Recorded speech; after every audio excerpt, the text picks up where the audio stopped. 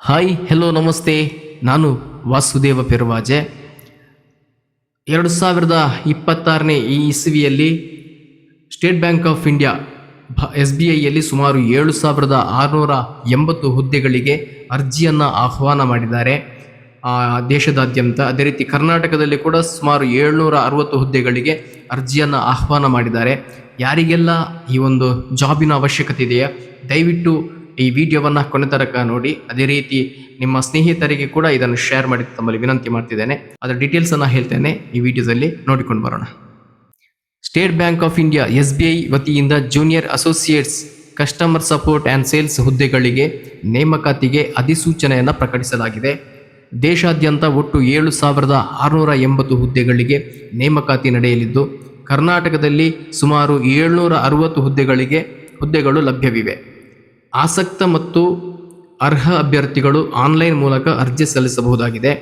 ಅರ್ಜಿ ಸಲ್ಲಿಕೆಗೆ ಪ್ರಮುಖ ದಿನಾಂಕ SBI ಕ್ಲರ್ಕ್ ನೇಮಕಾತಿಗೆ ಆನ್ಲೈನ್ ಅರ್ಜಿ ಸಲ್ಲಿಕೆ ಆಗಸ್ಟ್ 11, 2026 ಈಗಾಗಲೇ ಆರಂಭವಾಗಿದ್ದು, ಆಗಸ್ಟ್ 31, 2026 ಅರ್ಜಿ ಸಲ್ಲಿಸಲು ಕೊನೆಯ ದಿನವಾಗಿವೆ. ಪ್ರಿಲಿಮಿನರಿ ಪರೀಕ್ಷೆಯನ್ನು ಸೆಪ್ಟೆಂಬರ್ನಲ್ಲಿ ಹಾಗೂ ಮುಖ್ಯ ಪರೀಕ್ಷೆಯನ್ನು ನವೆಂಬರ್ 2026ರಲ್ಲಿ ನಡೆಸಲು ಉದ್ದೇಶಿಸಲಾಗಿದೆ. ಶೈಕ್ಷಣಿಕ ಅರ್ಹತೆ ಬಂದ್ಬಿಟ್ಟು ಮಾನ್ಯತೆ ಪಡೆದ ವಿಶ್ವವಿದ್ಯಾಲಯ ಅಥವಾ ಸಂಸ್ಥೆಯಿಂದ ಯಾವುದೇ ವಿಷಯದಲ್ಲಿ ಪದವಿ ಪಡೆದಿರುವ ಅಭ್ಯರ್ಥಿಗಳು ಅರ್ಜಿ ಸಲ್ಲಿಸಬಹುದು. ಅಭ್ಯರ್ಥಿಗಳು ತಾವು ಅರ್ಜಿ ಸಲ್ಲಿಸುವ ರಾಜ್ಯದ ಸ್ಥಳೀಯ ಭಾಷೆಯನ್ನು ಓದಲು, ಬರೆಯಲು ಹಾಗೂ ಮಾತನಾಡಲು ಮತ್ತು ಅರ್ಥ ಮಾಡಿಕೊಳ್ಳಲು ಸಮರ್ಥರಾಗಿರಬೇಕು. ಕರ್ನಾಟಕದ ಹುದ್ದೆಗಳಿಗೆ ಕನ್ನಡ ಭಾಷಾ ಜ್ಞಾನ ಅಗತ್ಯವಾಗಿವೆ. ವಯೋಮಿತಿ 2026 ಏಪ್ರಿಲ್ 1ಕ್ಕೆ ಅಭ್ಯರ್ಥಿಯ ವಯಸ್ಸು ಕನಿಷ್ಠ 20 ವರ್ಷ ಮತ್ತು ಗರಿಷ್ಠ 28 ವರ್ಷ ಆಗಿರಬೇಕು.